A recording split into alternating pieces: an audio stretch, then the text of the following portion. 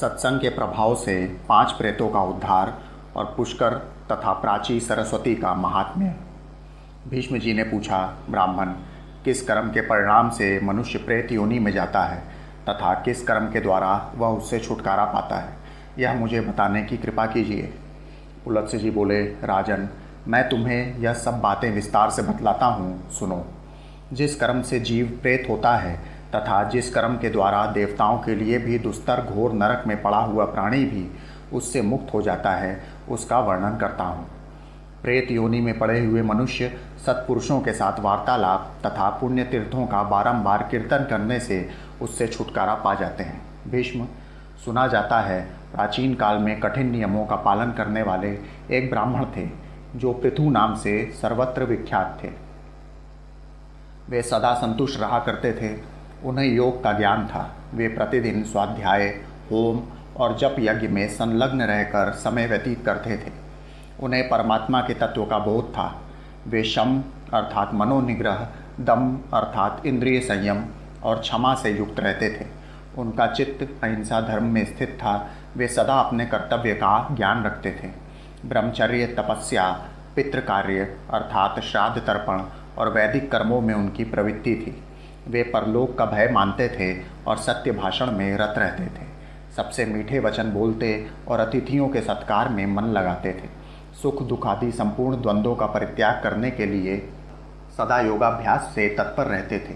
अपने कर्तव्य के पालन और स्वाध्याय में लगे रहना उनका नित्य का नियम था। इस प्रकार संसार को जीतने की इच्छा से वे सदा शुभ कर्म का अनुष्ठान किया करते थे। ब्राह्मण देवता को वन में निवास करते अनेकों वर्ष व्यतीत हो गए। एक बार उनका ऐसा विचार हुआ कि मैं तीर्थ यात्रा करूं, तीर्थों के पावन जल से अपने शरीर को पवित्र बनाऊं। ऐसा सोचकर उन्होंने सूर्योदय के समय शुद्ध चित्त से पुष्कर तीर्थ में स्नान किया और गायत्री का जप तथा नमस्कार करके यात्रा के लिए चल पड़े। जाते जाते एक जंगल के बीच कंटकाकीर्ण भूमि में, जहाँ न पानी था न वृक्ष, उन्होंने अपने सामने 5 पुरुषों को खड़े हुए देखा जो बड़े ही भयंकर थे। उन विकट आकार तथा पापपूर्ण दृष्टि वाले अत्यंत घोर प्रेतों को देखकर उनके हृदय में कुछ भय का संचार हो आया। फिर भी वे निश्चल भाव से खड़े रहे।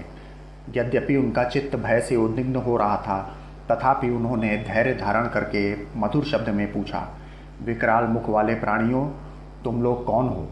किसके द्वारा कौन सा ऐसा कर्म बन गया है जिससे तुम्हें इस विकृत रूप की प्राप्ति हुई है? प्रेतों ने कहा, हम भूख और प्यास से पीड़ित हो सर्वदा महान दुख से घिरे रहते हैं।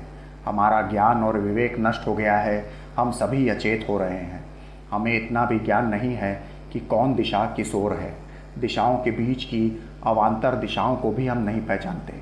आकाश, पृथ्वी तथा स्वर्ग का भी हमें ज्ञान नहीं है। यह तो दुख की बात हुई। सुख इतना ही है कि सूर्योदय देखकर हमें प्रभात सा प्रतीत हो रहा है। हम में से एक का नाम पर्युषित है, दूसरे का नाम शुचिमुख है, तीसरे का नाम शीघ्रग है, चौथे का नाम रोधक है और 5वें का लेखक है। ब्राह्मण ने पूछा, तुम्हारे नाम कैसे पड़ गए? क्या कारण है जिससे तुम लोग को ये नाम प्राप्त हुए? प्रेतों में से एक ने कहा, मैं सदा स्वादिष्ट भोजन किया करता था और ब्राह्मणों को पर्युषित अर्थात बासी अन्न देता था। इसी हेतु को लेकर मेरा नाम पर्युषित पड़ गया। मेरे इस साथी ने अन्न के आदि में अभिलाषी बहुत से ब्राह्मणों की हिंसा की है, इसलिए इसका नाम शुचिमुख पड़ गया है। तथा तीसरा प्रेत भूखे ब्राह्मण के याचना करने पर भी उसे कुछ देने के भय से शीघ्रतापूर्वक वहाँ से चला गया था, इसलिए इसका नाम शीघ्रक हो गया है। यह चौथा प्रेत ब्राह्मणों को देने के भय से उद्विग्न होकर सदा अपने घर पर ही स्वादिष्ट भोजन किया करता था, इसलिए यह रोधक कहलाता है। तथा हम लोगों में सबसे बड़ा पापी जो यह 5वां प्रेत है, यह याचना करने पर चुपचाप खड़ा रहता था या धरती कुरेदने लगता था, इसलिए इसका नाम लेखक पड़ गया है। लेखक बड़ी कठिनाई से चलता है। रोधक को सिर नीचा करके चलना पड़ता है। शीघ्रक पंगु हो गया है। सूची हिंसा करने वाले का सुई के समान मुख हो गया है तथा मुझ पर्युषित की गर्दन लंबी और पेट बड़ा हो गया है। अपने पाप के प्रभाव से मेरा अंडकोश भी बढ़ गया है तथा दोनों होंठ भी लंबे होने के कारण लटक गए हैं। यही हमारे प्रेत योनि में आने का वृतांत है, जो सब मैंने तुम्हें बता दिया। यदि तुम्हारी इच्छा हो तो कुछ और भी पूछो। पूछने पर भी उस बात को बताएंगे। ब्राह्मण बोले, इस पृथ्वी पर जितने भी जीव रहते हैं उन सबकी स्थिति आहार पर ही निर्भर है, अतः मैं तुम लोगों का आहार जानना चाहता हूँ। प्रेत बोले, विप्रवर, हमारे आहार की बात सुनिए। हम लोगों का आहार सभी प्राणियों के लिए निंदित है, उसे सुनकर आप भी बारंबार निंदा करेंगे।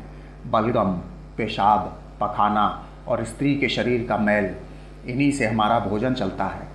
जिन घरों में पवित्रता नहीं है वहीं प्रेत भोजन करते हैं। जो घर स्त्रियों के द्वारा दग्ध और छिन्न भिन्न है, जिनके सामान इधर उधर बिखरे पड़े रहते हैं तथा मलमूत्र के द्वारा जो घृणित अवस्था को पहुंच चुके हैं, उन्हीं घरों में प्रेत भोजन करते हैं। जिन घरों में मानसिक लज्जा का अभाव है, पतितों का निवास है तथा जहाँ के निवासी लूटपाट का काम करते हैं, वहीं प्रेत भोजन करते हैं। जहाँ बलि वैश्वदेव तथा वेद मंत्रों का उच्चारण नहीं होता, होम और व्रत नहीं होते, वहाँ प्रेत भोजन करते हैं। जहाँ गुरुजनों का आदर नहीं होता, जिन घरों में स्त्रियों का प्रभुत्व है, जहाँ क्रोध और लोभ ने अधिकार जमा लिया है, वहीं प्रेत भोजन करते हैं। तात, मुझे अपने भोजन का परिचय देते लज्जा हो रही है, अतः इससे अधिक मैं कुछ नहीं कह सकता। तपोधन, तुम नियमों का दृढ़तापूर्वक पालन करने वाले हो, इसलिए प्रेत योनि से दुखी होकर हम तुमसे पूछ रहे हैं। बताओ, कौन सा कर्म करने से जीव प्रेत योनि में नहीं पड़ता? ब्राह्मण ने कहा, जो मनुष्य 1 रात्रि का, 3 रात्रियों का तथा कृच्छ, चांद्रायण आदि अन्य व्रतों का अनुष्ठान करता है, वह कभी प्रेत योनि में नहीं पड़ता। जो प्रतिदिन 3, 5 या 1 अग्नि का सेवन करता है तथा जिसके हृदय में संपूर्ण प्राणियों के प्रति दया भरी हुई है, वह मनुष्य प्रेत नहीं होता। जो मान और अपमान में, सुवर्ण और मिट्टी के ढेले में तथा शत्रु और मित्र में समान भाव रखता है, वह प्रेत नहीं होता।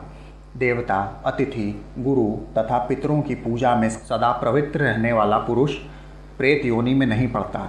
शुक्ल पक्ष में मंगलवार के दिन चतुर्थी तिथि आने पर उसमें जो श्रद्धापूर्वक श्राद्ध करता है, वह मनुष्य प्रेत नहीं होता। जिसने क्रोध को जीत लिया है, जिसने डाह का सर्वथा अभाव है, जो तृष्णा और आसक्ति से रहित, क्षमावान और दानशील है, वह प्रेत योनि में नहीं जाता। जो गौ, ब्राह्मण, तीर्थ, पर्वत, नदी और देवताओं को प्रणाम करता है, वह मनुष्य प्रेत योनि में नहीं जाता। प्रेत बोले, महामुने, आपके मुख से नाना प्रकार के धर्म सुनने को मिले, हम दुखी जीव हैं, इसलिए पुनः पूछते हैं, जिस कर्म से प्रेत योनि में जाना पड़ता है, वह हमें बताइए।